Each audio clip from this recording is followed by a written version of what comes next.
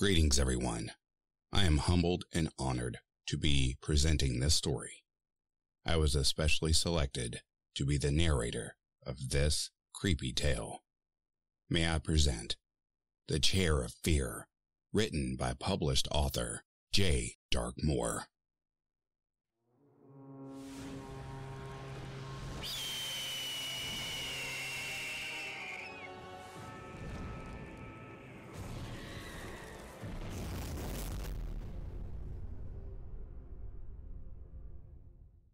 Come right this way, the doctor said as I got up from the chair in the waiting room. He was wearing a long white coat, and the harsh strip lighting bounced off his thick glasses. I found it funny that doctors still wore long lab coats. It's somewhat of a cliche in this age, and I found this somewhat peculiar, but I didn't feel compelled to mention his attire. He knew, as did everyone else in the building that had laid their eyes on me as I walked in, that I was desperate. We moved through a room in which a receptionist sat with her head buried in the latest Vogue magazine. The doctor gestured to her as we moved past and through a door at the other end of the hallway. The room took me by surprise.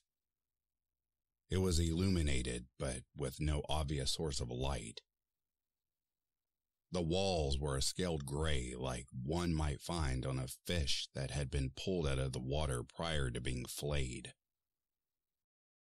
The object of my focus, however, was the chair that stood empty in the middle of the room. He gestured for me to take a seat, to which I complied. Despite my growing anxiety, like spiders hatching in my stomach, I refrained from asking any questions about what was about to unfold.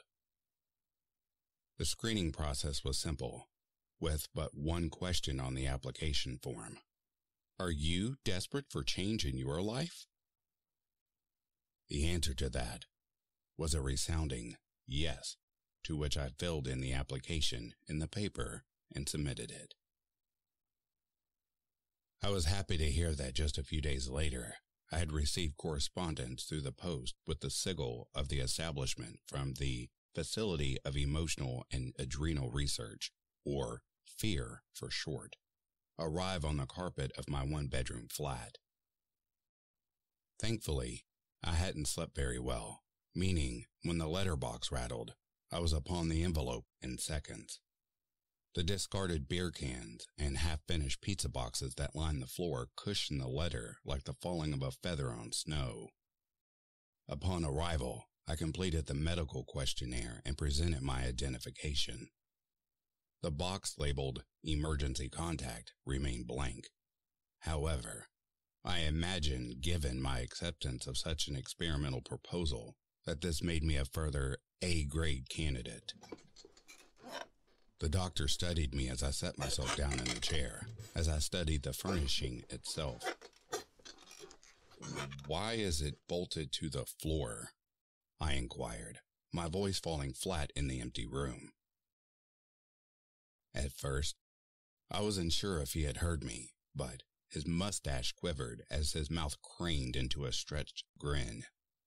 It's just a precaution. He left the room for a moment, leaving me to my own thoughts.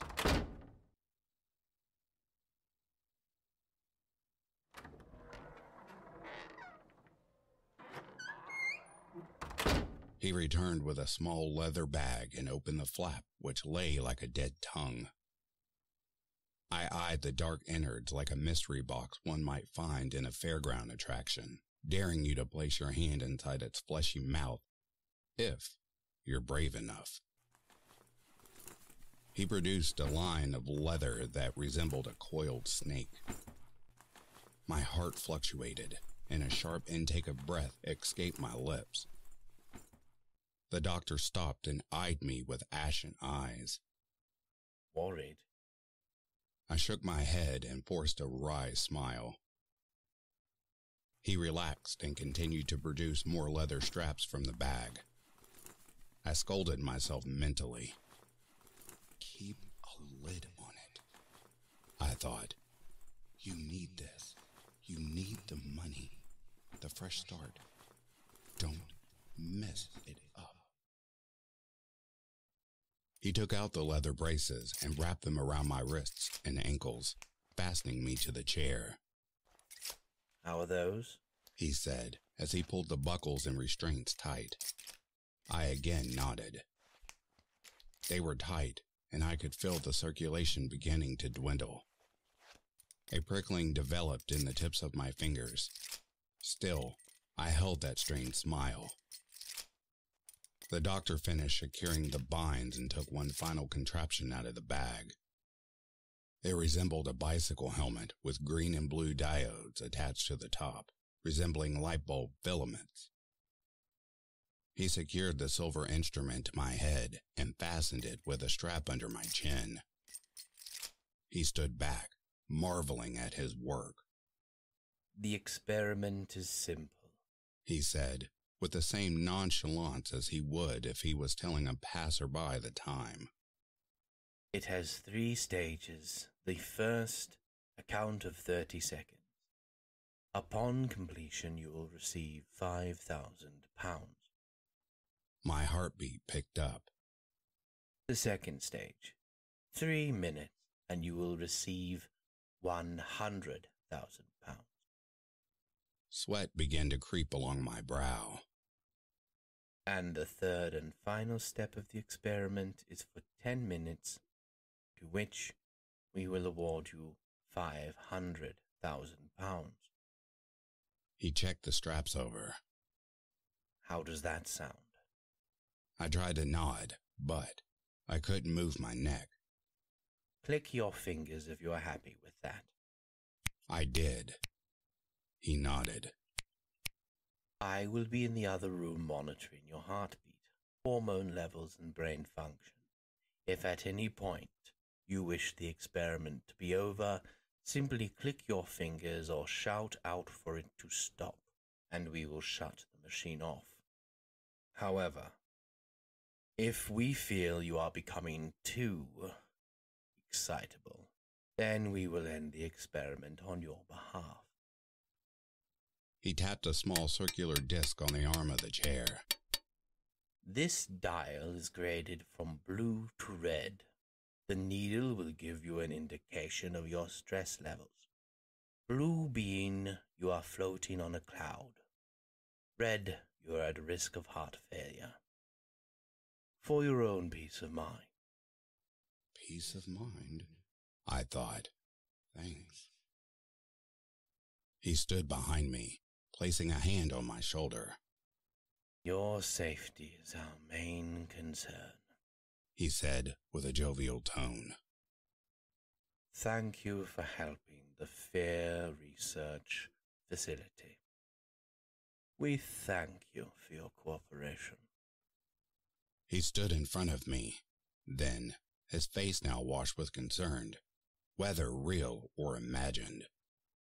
However, one caveat.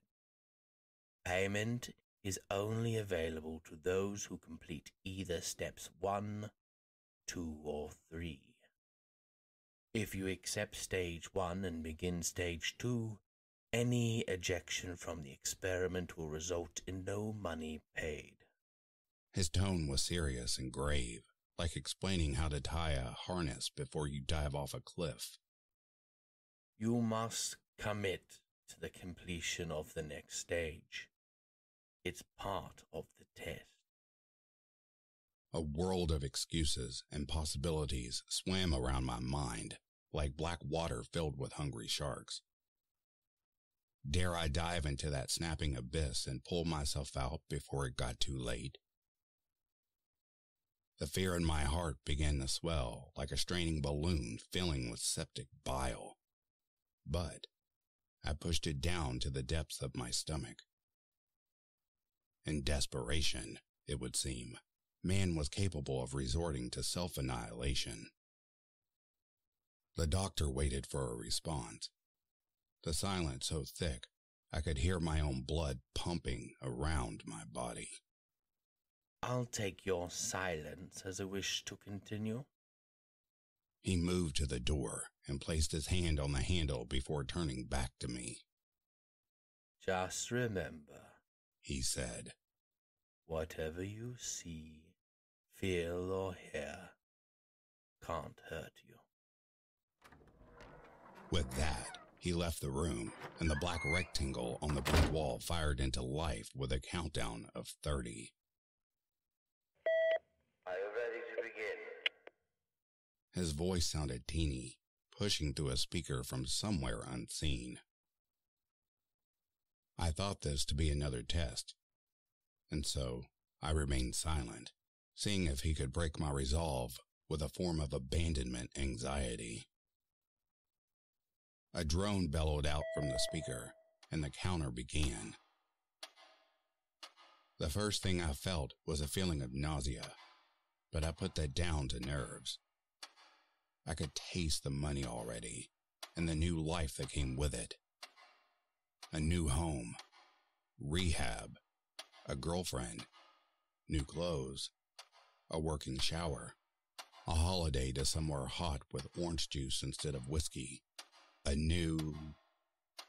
The prickle of hairs on my leg pulled me from my daydreaming. The dial began to move from the end of blue towards the dull green. I breathed deeply. Only 20 seconds left on the clock. I saw its shape creep over onto my knee. It was huge. The largest I had ever seen in my life. I clenched my teeth so hard I thought they would splinter. I swallowed dryly. How did they know I suffered from this fear? Was it the machine? Had they been watching me? The tarantula, brown and bulbous, fingered its way up onto my lap and then my stomach. I could see the glint of the light bouncing off its eyes, the venom dripping from its fangs. 17, 16. The spider slowly continued north towards my face. Its legs pulled at the fabric of my clothing like unlatching Velcro. Goosebumps ravaged my skin. The room grew hotter, my clothes sticking to me. 10, 9. Its legs prickled my neck. Two of its legs fingered my lip as I clenched them tight to hold back the scream that was bubbling in my throat. The thing crawled onto my face. I could smell it. The stench of dust and dead rodents. Its needle-like fur sticking into my cheeks and eyelids. I had to close my eyes. Had to stop it from getting closer. But I couldn't. I was frozen in a perpetual terror like I had caught a glance of Medusa herself. All I could see was its shape in my vision, blocking out the light of the room. Its fangs pierced through the soft shell of my eye, burying deep into the jelly inside. The scream came then. A loud bark as pain so indescribable rampaged through me. I rattled in the bolted chair, fingers splayed trying to break free. The monster hung from my bleeding eye socket as it chewed and suckled and fed. Blood thick like hot jam seeped from the wound. Gelatinous fragments filtered inside my screaming mouth, copper mixed with my saliva as I coughed and heaved. I felt hands grip a hold of me. A cacophony of voices barraging my ears through spastic hiccups of agony that expelled from my ragged lungs. Can you see me? Can you hear me? Follow my finger with your eye. Look at the light. I need you to wake up now. Come. You're safe. I snapped my eyes open to see the doctor staring at me with disdain. Another man behind him, built and broad and mean-looking. I looked around. I was unharmed. The leather binds had bitten and gnawed at my flesh. The sensation of burning stinging around my wrists. My eyes, both of them, were completely fine. I frantically looked around the room, abating my wailing and replacing it with complete dissolution. Where? I coughed over and over. Where is it? Where is it? Tears fell from my eyes, dousing my reddening cheeks. I looked up at the counter. I had 4 seconds left. 4 seconds away from a new life. I think we better get you out of that chair, the doctor said as he began to unstrap me. The cool air outside of the building bit into my sweat-sodden clothing as I was led out of the front door. The doctor stood with a pained look, handing me back my ID and my documentation. Do come back if you wish to partake in another experiment, he said, a coy look in his eye. We'd be happy to see you again. With that, he left me standing on the pavement, his body vanishing behind the fog glass of the double doors. Another soul erecting from the blue chairs in the waiting room, following him like a lost puppy, at the sniff of complete reformation.